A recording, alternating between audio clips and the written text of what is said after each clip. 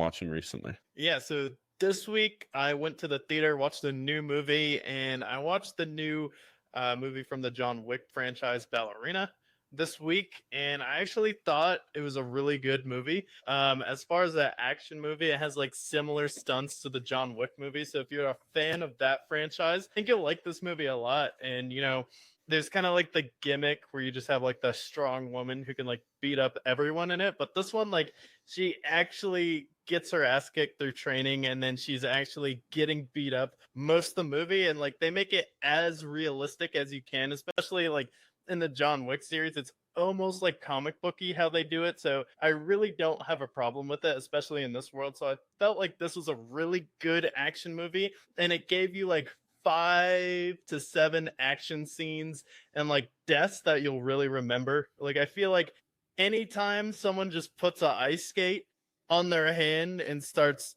punching people, whether it's in Violent Night or this movie, it's always a good time. And then essentially in this movie, her family dies, and then she has to essentially find the cult that killed them, and then the people that she trained with has like a truce with them, so they don't want her doing it. And then John Wick makes a cameo in the movie, but I thought as far as the story, it's good enough to carry you through, because at the end of the movie, it's like one of the things I've always wanted to see. There's a flamethrower fight, Oh, and hell a yeah. solid 10 to 15 minutes of this movie where she's just going ham with the flamethrower. Then one of the other henchmen grabs a flamethrower, so they have a flamethrower fight in the middle of the movie. And then, yeah, it's a really good time. So if you're looking for a popcorn movie, something that you can't take seriously, and maybe you'll watch again on a late rainy night with some frozen pizza, say this is a really solid movie, and it's a good addition into the John Wick series. And I feel like I'm excited to see more, because they did set it up for a sequel. Yeah, I know that I've heard a lot of good things about this movie so far, and I love Ana de Armas for multiple reasons, but